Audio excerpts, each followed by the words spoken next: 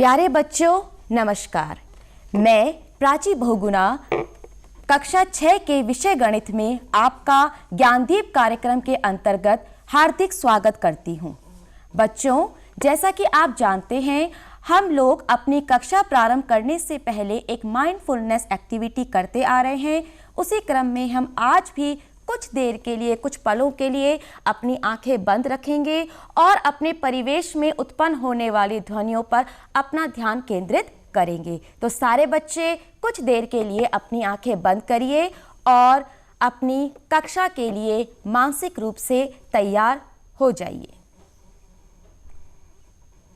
अपने परिवेश की ध्वनियों पर अपना ध्यान केंद्रित भी कीजिए बच्चों, जिससे कि आप एक्टिवली लिसनिंग के लिए तैयार हो सके। तो बच्चों, हम लोग शुरू कर चुके हैं अपना अध्याय 2 पूर्ण संख्याएं। और पूर्ण संख्याओं में मैंने आपको पूर्ण संख्याओं के गुण कराए थे, जिसमें संवृत गुण, साहचर्य गुण और क्रम विनिमयता गुण हम पढ़ चुके हैं। इसके बाद बच्चों, हमारा जो नेक्स्ट गुण है पूर्ण संख्याओं का, वो आता है योग पर गुणन का वितरण। इसको आप ऐसे लिखिए, योग पर गुणन का वितरण। तो बच्चों, इस नियम को समझाने से पहले मैं आपको एक छोटी सी एक्टिविटी कर दिखाऊंगी। आप इस एक्टिविटी की तरफ ध्यान केंद्रित कीजिए। देखिए बच्चों, ये एक मेरे पास आयत है। ये एक मेरे पास आयत है। आयत क्यों है बच्चों? क्योंकि इसकी चारों भुजाएं बराबर नहीं है। इसकी ये आप गिनेंगे 1 2 3 4 5 6, यानी कि 6 इकाई वर्ग है ये। और अगर हम इसकी इस भुजा को देखें तो ये भुजा होगी 1 2 3 4 5 6 7 8, यानी कि 8 इकाई वर्ग। तो अब हम ये कह सकते हैं कि ये एक आयत है। और बच्चों, इस आयत का जो क्षेत्रफल होगा वो आपको पता है क्या होता है? लंबाई गुणा चौड़ाई। तो यानी कि मैं 8 की गुणा 6 से कर दूंगी तो मुझे इसका आयत का क्षेत्रफल मिल जाएगा। ठीक है, तो हम लोग लिखते हैं इसे, आयत का क्षेत्रफल। और वो आयत कैसा है?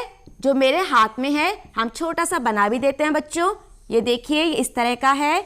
ये 1 2 3 4 5 6 7 और 8, और इस तरह के हैं 6 1 2 3 4 5 6।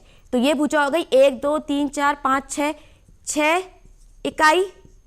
ठीक है, और ये हो गई बच्चों 8 इकाई।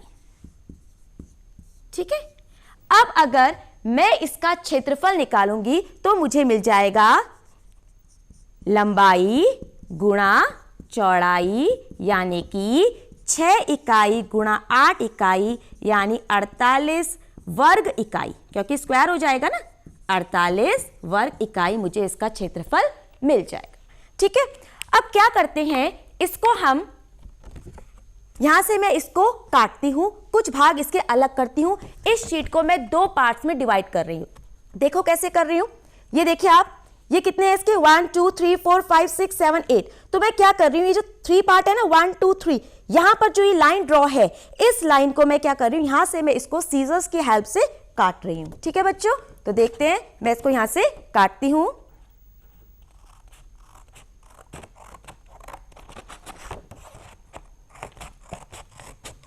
देखो बच्चों, ये मैंने इसको काटा। ठीक है, अब ये देखिए, अब ये आपका 2 अलग अलग, ये भी आयत है, और अब अगर आप इसको देखें तो ये भी आयत है। 2 अलग अलग आयतों में ये बढ़ चुका है। अब अगर मैं इन 2 आयतों का अलग अलग क्षेत्रफल निकालूं तो क्या निकलेगा? देखो, इन 2 आयतों का अलग अलग क्षेत्रफल निकालती हूं। ये हमारा क्या बन गया बच्चों? 3 1 2 3 4 5 6, यानी कि 3 गुणा 6।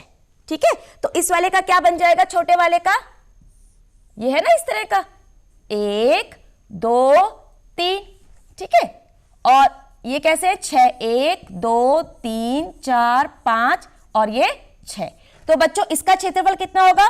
3 गुणा 6 बराबर 18 वर्ग इकाई। ठीक है, इसका क्षेत्रफल होगा। और मैं इसका क्षेत्रफल निकालूं तो ये कितना है? 1 2 3 4 5 6, 1 2 3 4 5। इसका देखो इसका हो जाएगा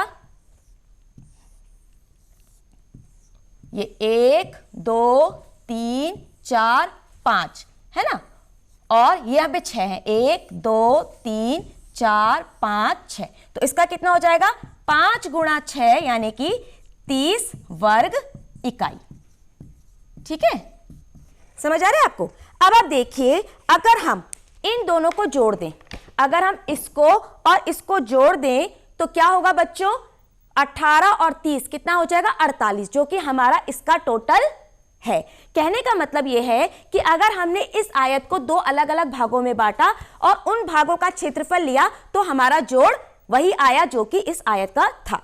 इस चीज को हम इस तरह से भी कह सकते हैं बच्चों कि जैसे अब आप इसको देखिए,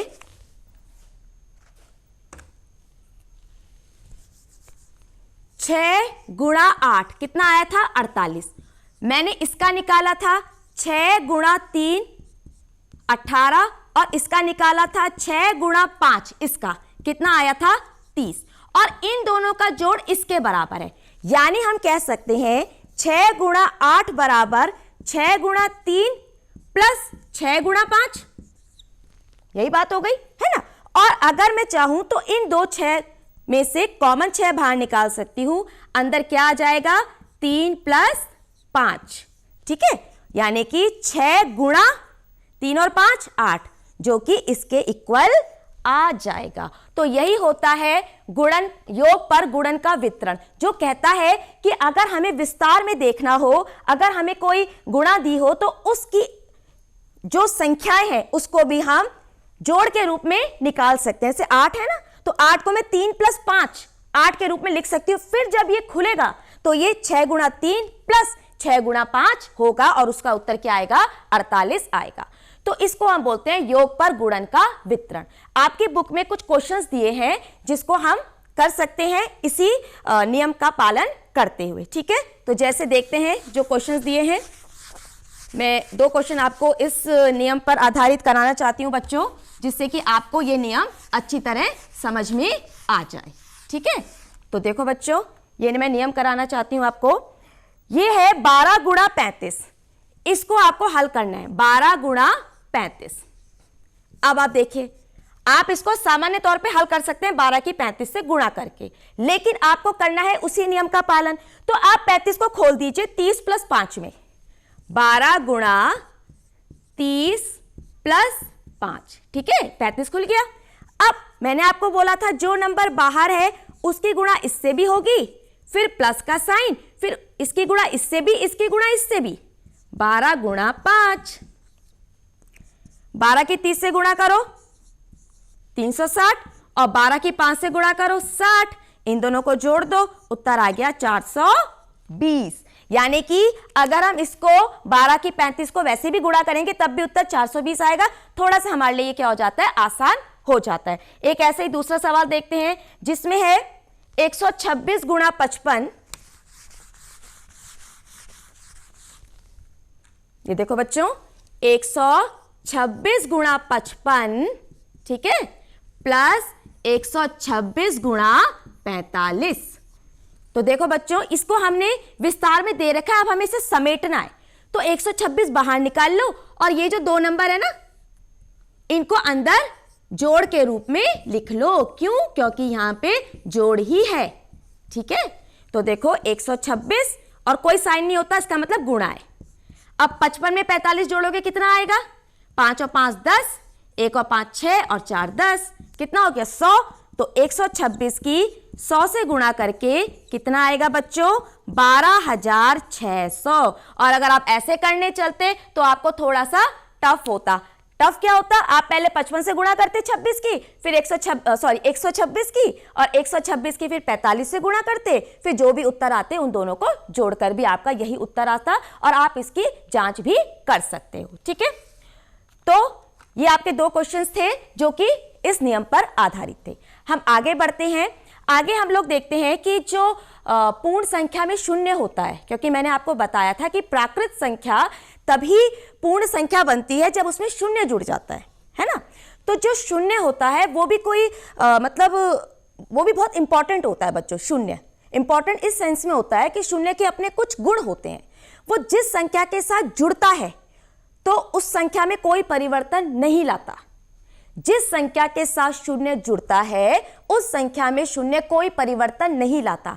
आप 10 में 0 जोड़ेंगे उत्तर 10 ही आएगा, आप 100 में 0 जोड़ेंगे उत्तर 100 ही आएगा। ठीक है, इसके अलावा जिस संख्या से शून्य घटता है, जिस संख्या से शून्य घटता है तो उस संख्या में भी कोई परिवर्तन नहीं होता। जैसे आप 100 में से 0 घटाएंगे तब भी 100 आएगा, आप 150 में से 0 घटाएंगे तब भी शून्य आएगा। तो हम इस नियम को कहते हैं कि ये इसका तत्समक अव्यय है। इस नियम को क्या बोलते हैं कि जो शून्य है वो क्या है, योग के लिए और व्यवकलन यानी घटाने के लिए तत्समक अव्यय है, यानी कि संख्या में कोई भी परिवर्तन नहीं करता है। लेकिन गुणा में इसका कुछ नेचर डिफरेंट हो जाता है। आपने पढ़ा है कि जब भी हम गुणा करते हैं तो गुणा में जो संख्या होती है, चाहे वो कितनी भी बड़ी संख्या हो, अगर उसे शून्य से गुणा किया जाएगा तो उत्तर शून्य ही आएगा। ठीक है, तो गुणा के लिए जो इसका नियम होता है वो अलग होता है, यानी कि गुणा करने पर शून्य से किसी भी संख्या की गुणा करने पर हमें शून्य ही प्राप्त होता है। क्लियर है? अब अगर हम संख्या 1 की बात करें, संख्या 1 1 नंबर होता है। अब 1 नंबर के साथ क्या है, 1 नंबर आप किसी भी संख्या में गुणा कर दो, आप 5000 में 1 की गुणा कर दो 5000 आएगा, आप 9999 में 1 की गुणा कर दो तो 9999 ही आएगा। कहने का मतलब है कि जो पूर्ण संख्याओं में जो शून्य के साथ जो बात थी जोड़ और घटाने में, वो 1 के साथ है बात गुणा में। जैसे शून्य जब हमने किया था तो शून्य को जोड़ने पर या घटाने पर कोई फर्क नहीं आया था, ठीक वैसे एक गुणा के लिए ये प्रकृति रखता है कि किसी भी संख्या में 1 की गुणा करने के लिए उस संख्या का मान वही रहता है, परिवर्तित नहीं होता। यानी कि 1 भी तत्समक अव्यय है लेकिन गुणा के लिए। ठीक है बच्चों, ये छोटी सी डेफिनेशंस है, आप इसको समझिए। इस पर आधारित कोई प्रश्नावली आपकी बुक में नहीं है। ठीक है, अब हम आगे वाले टॉपिक में बढ़ते हैं जो है पूर्ण संख्याओं में प्रतिरूप। प्रतिरूप का बच्चों मतलब होता है पैटर्न। ठीक है, प्रतिरूप मतलब कोई भी पैटर्न, कोई भी आपको अगर कोई पैटर्न विकसित करना हो पूर्ण संख्याओं पर, पूर्ण संख्याओं में, ठीक है, ये संख्याओं में प्रतिरूप। ठीक है, तो देखो बच्चों, पूर्ण संख्या में प्रतिरूप में क्या करा है इन्होंने, आपकी बुक में दिया है, इन्होंने या तो एक बिंदु से संख्या दिखाई है, ठीक है, या फिर इन्होंने संख्या दिखाई है रेखा के माध्यम से या आयत के माध्यम से या त्रिभुज के माध्यम से। ठीक है, इसको थोड़ा सा समझेंगे तो आपको बहुत मतलब मजेदार खेल है ये, इसमें कोई गुणा भाग जोड़ घटाने की जरूरत नहीं है। ठीक है, जैसे संख्या 1 है तो संख्या 1 सिर्फ एकमात्र बिंदु से ही बन सकती है। क्लियर है? संख्या 2, इसके 2 बिंदु बन सकते हैं, 2 बिंदु बन सकते हैं और बिंदुओं को मिलाती हुई रेखा बन सकती है ना। ठीक है, संख्या 3, अब देखो बच्चों, संख्या 3 जो होती है वो एक रेखा के रूप में भी बन सकती है और एक त्रिभुज के रूप में भी बन सकती है। संख्या 3 रेखा के रूप में भी बन सकती है और एक त्रिभुज के रूप में भी बन सकती है। संख्या 4 रेखा के रूप में बन सकती है, ठीक है, और वर्ग के रूप में बन सकती है। ये वर्ग हो गया ना। ठीक है, और अगर हम देखें तो अगर हम त्रिभुज की बात करें बच्चों, 2, 3 और 4, इस तरह से ये बन सकता है, लेकिन इन्होंने एक शर्त जोड़ दी है। इन्होंने ये कहा है कि त्रिभुज ऐसा ही बनाना जिसकी 2 भुजाएं बराबर हो। तो यहां पर 2 भुजाएं बराबर वाला कॉन्सेप्ट फिट नहीं बैठ रहा है, इसलिए बच्चों आप केवल इसको संख्या और एक वर्ग के रूप में लिखिए। ठीक है, अगर हम 5 की बात करते हैं तो जो 5 होता है वो 1, 2, 3, 4, 5 एक संख्या के रूप में बन सकता है, 5 वर्ग के रूप में नहीं बन सकता। लेकिन 5 ऐसा कुछ बन सकता है, नहीं 1, 2, 3, 4, 5 नहीं बच्चों, ये कुछ इस तरह की फिगर बनेगी और ये फिगर आपके कोर्स में नहीं है। तो 5 के लिए हमारे पास एक ही ऑप्शन है कि 5 हमारा क्या बन सकता है, संख्या रेखा के रूप में या एक सिंपल लाइन के रूप में 5 बन सकता है। अब 6 की अगर बात करें तो 6 बन सकता है, 3 4 5 6, ठीक है। और 6 का मैं वो बनाने की कोशिश कर रही हूं कि अगर इसका त्रिभुज बन जाए तो, ठीक है। देखो 1 2 3 4 5 6, अब देखो ये भुजा और ये भुजा बराबर है ना, कंडीशन फुलफिल हो गई, ये भुजा और ये भुजा बराबर है तो त्रिभुज भी बन गया 6 का।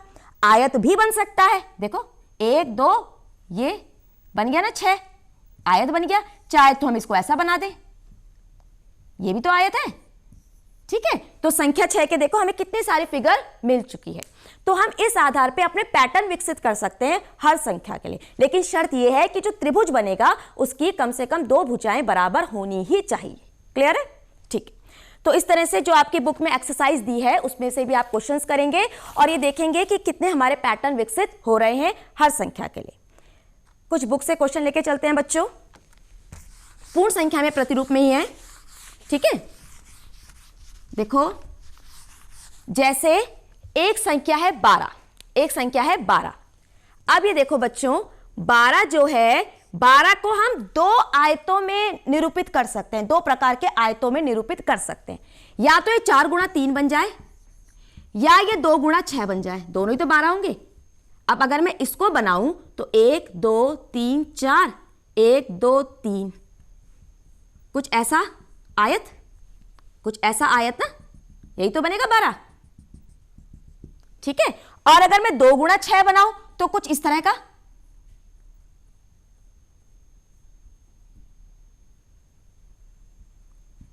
इस तरह का आयत, ठीक है। चाहे आप इसको इस तरह से क्षैतिज कर दो और इसको ऐसे ऊर्ध्वाधर कर दो, बात तो एक ही है। यानी कि यहां पर 2 समूह हमें मिले 12, हमें 2 प्रकार से हम 2 संख्याओं के गुणन के रूप में हम 12 को लिख रहे हैं। अब इन्होंने पूछा है कि आप अपनी समझ से कुछ 5 ऐसी संख्याएं बनाइए जिनको हम दो तरह के पैटर्न में, 2 तरह के आयत के रूप में जिसको हम निरूपित कर सकें, ठीक है। तो 12 के अलावा और बताओ क्या क्या हो सकती है, सोचो जरा। इसमें 16 हो सकती है, बिल्कुल हो सकती है 16। देखो 16 2 गुणा 8 भी बन सकता है और 4 गुणा 4 भी बन सकता है, ठीक है ना।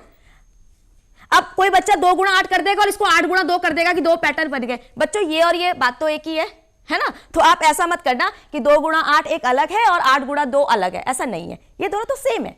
तो इसलिए हम 8 गुणा 2 ना लिख के 4 गुणा 4 लिखेंगे। 16 ये बन गया।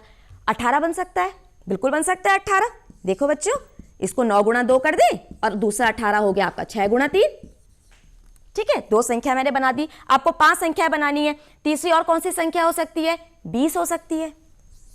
20, देखो 20 कैसे हो सकता है, 10 गुणा 2 भी हो सकता है 20, और 4 गुणा 5 भी 20 हो सकता है। 24 हो सकता है, ठीक है। 24 क्या होता है बच्चों, एक तो हो सकता है 6 गुणा 4 और एक हो सकता है 8 गुणा 3, 12 गुणा 2 भी हो सकता है। हमें 2 चाहिए तो हम इतना ही लेके चलेंगे। और 30 हो सकता है 10 गुणा 3 और हो सकता है 6 गुणा 5। तो हमारे पास 5 ऐसी संख्याएं आ गई जिसको हम अलग अलग संख्याओं के गुणनफल के रूप में, आयत के रूप में हम जिनको व्यक्त कर सकते हैं, ठीक है। तो ये जो क्वेश्चन है ये आपकी बुक में था और आप इसको बहुत बेहतर तरीके से समझ गए होंगे, ठीक है।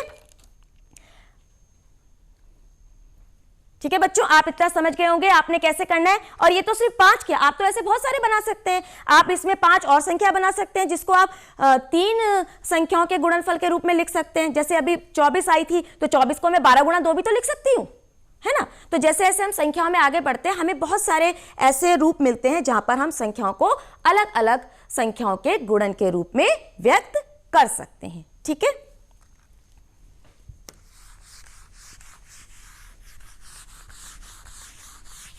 इसके बाद है बच्चों जो हम अपने चैप्टर के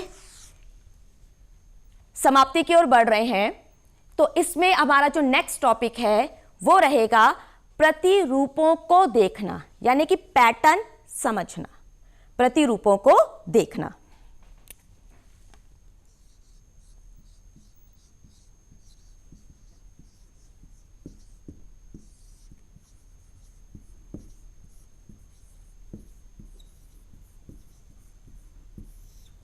ठीक है, कोई भी पैटर्न है तो हम उसको कैसे समझते हैं, यहाँ पर कुछ क्वेश्चन है, आपको उनको पैटर्न समझना है और ये सोचना है कि अगर इसके इतर कोई प्रश्न आ जाए तो क्या उस पैटर्न को फॉलो करके हम आंसर निकालेंगे या नहीं निकाल पाएंगे। ठीक है, तो देखो जैसे बच्चों एक प्रश्न है 117 + 9।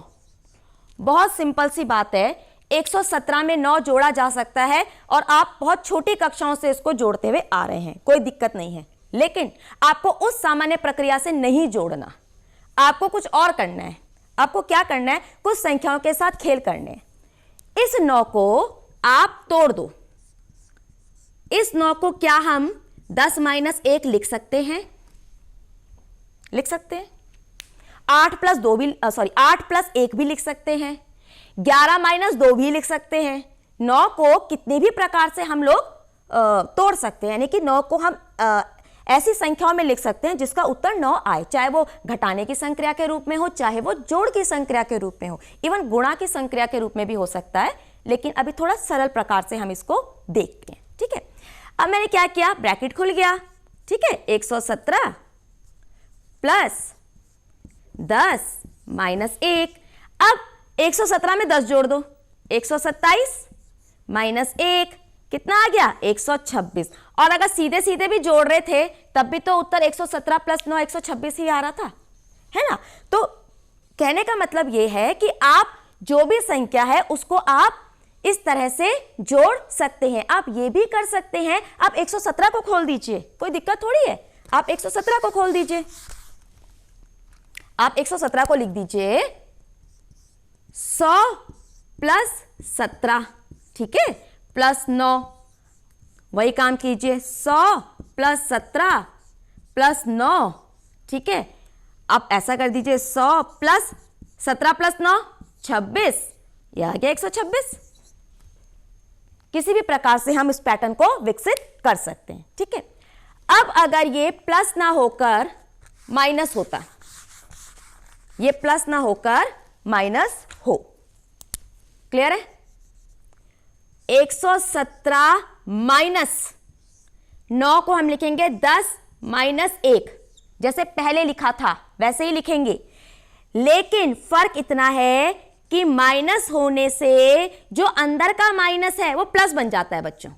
अगर बाहर माइनस हो तो अंदर वाला माइनस क्या बन जाता है, प्लस बन जाता है। ठीक है, ये प्लस बन गया, बहुत सिंपल है। 117 में से 10 घटाओ, 117 में से आप कितना घटाओगे, 10। तो 7 में से 0 गए 7 और 11 में से 1 गए 10, कितना आया 107।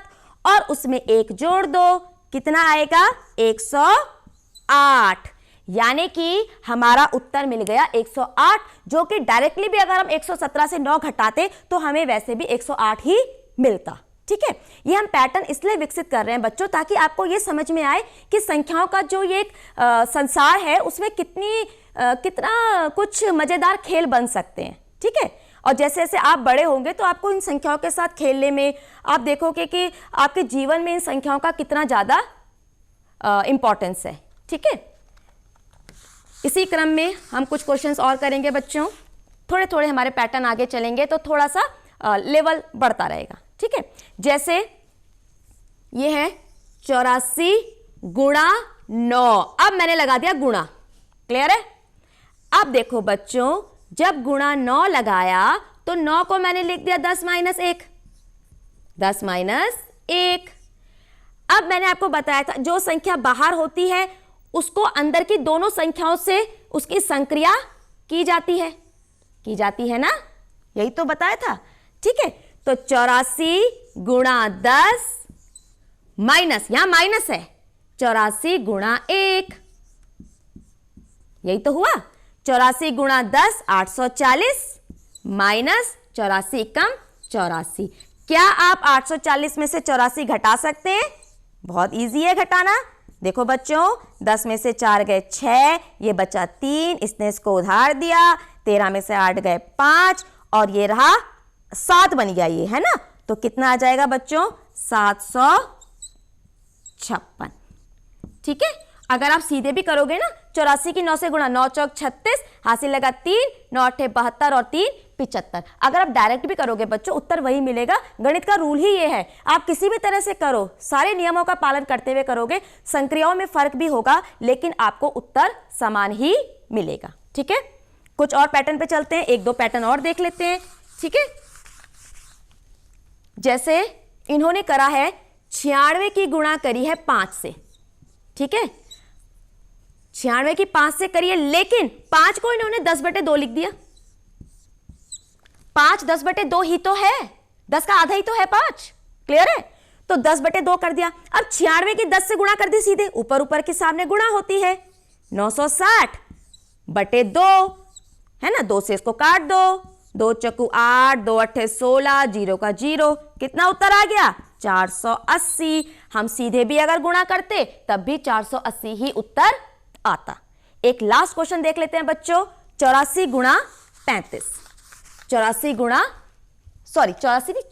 35, 84 भी करेंगे तो कोई दिक्कत नहीं है बच्चों, 64 गुणा 35। ठीक है, ये आपकी बुक में इसलिए मैं करा रही हूं, आप 84 भी करेंगे कोई दिक्कत नहीं है। 64 गुणा 64, 64 गुणा 35, 35 को हमने लिखा 70/2, क्योंकि 35 70 का आधा होता है। अब इन्होंने इसकी गुणा नहीं करी, इन्होंने नीचे से काटा, नीचे से कटता है ना 32, और अब 32 की 70 से गुणा करी। ठीक है, 32 की 70 से गुणा करी तो क्या आया, 7 दूनी 14, 7 तियां 21 और 1 22 और 0 का 0, कितना आया बच्चों 2240। आपको गुणा करनी तो आती है ना, 7 दूनी 14 है ना, 7 तियां 21 और 1 22, इतना आ गया और ये 0 में लग गया। ठीक है, तो इस तरह से हमने ये देखा कि ये जो पैटर्न है ये कैसे विकसित हुए, और इन पैटर्न का हेल्प लेते हुए हम आगे करेंगे। तो बच्चों आज ये जो पूर्ण संख्याओं का जो पाठ है वो समाप्त हो गया है। आप लोग इसको पढ़ेंगे, जितनी भी इसकी एक्सरसाइज है वो करेंगे, और जब भी आपका स्कूल खुलेगा तो आप अपने क्वेश्चंस मैडम को भी दिखाएंगे, अपने टीचर को दिखाएंगे, और जो आपको समस्या होगी आप पूछेंगे। और एक विशेष अपील रहेगी मेरी उन बच्चों के साथ जो कि किसी कारणवश इस प्रोग्राम को नहीं देख पा रहे हैं, तो वो हमारे जो डीडी उत्तराखंड का यूट्यूब चैनल है उस पर सर्च करें, उस पर जाए, वहाँ पर आपको सारे के सारे लेक्चर वहाँ पर आपको अवेलेबल हैं। आप वहाँ पर जाइए, वहाँ पर आप अपनी वीडियो देखिए, अपनी कॉपी में नोट कीजिए, और इस तरह से आप अपनी पढ़ाई कंटिन्यू कीजिए। इन्हीं शब्दों के साथ मैं आपसे विदा लेती हूँ, मिलते हैं अगली कक्षा में, तब तक के लिए धन्यवाद, नमस्कार।